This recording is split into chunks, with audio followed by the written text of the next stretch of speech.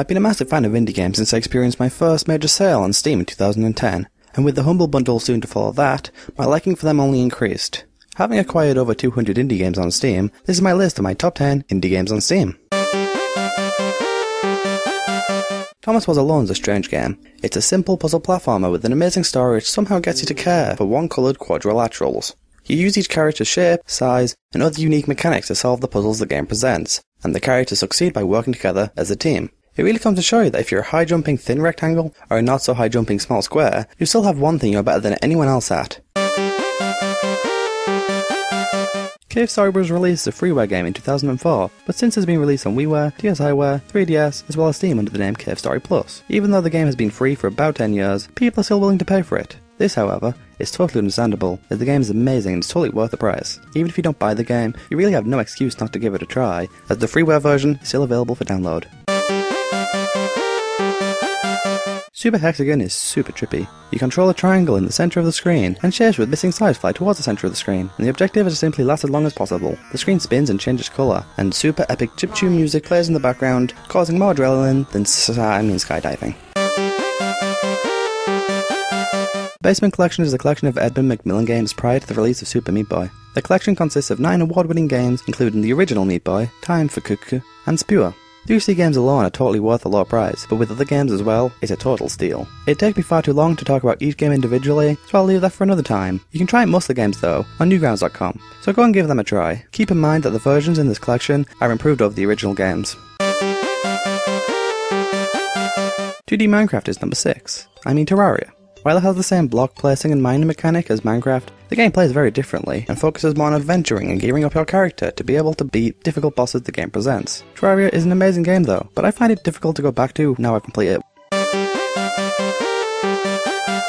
Bit Trip Runner 2 is the sequel to the best game in the original Bit Trip saga. Runner 2 improves on the original with more levels, improved graphics, checkpoints resulting in less frustration, multiple paths, more characters, and many other unlockables. Anyone who enjoyed the first game in the series should try this. You won't be disappointed.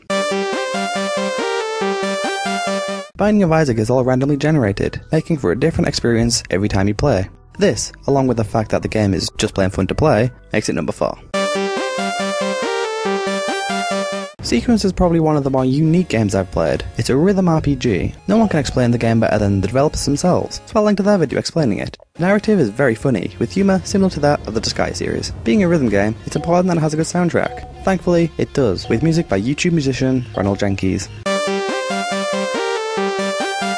Super Meat Boy is the sequel to Meat Boy, and is an amazing platformer with a massive amount of content. Over 250 levels, which took me over 70 hours to 100%, which is amazing considering the genre, and the fact that only 2 people worked on the game. So what compelled me to play the game for as long as I did? Well, for a start, the game controls better than any other platformer I've played. The game also provides the player with awesome unlockables right up until the very end when you hit 100%.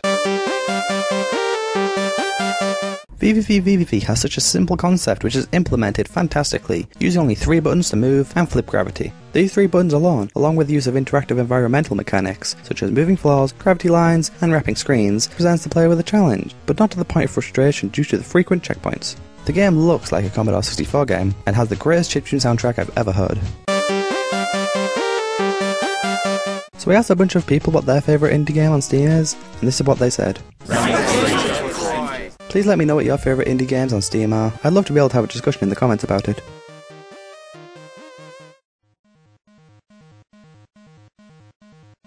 Bastion. Super Brother Sword and Sorcery EP. Realm of the Mad God. The Bastion. I like trains.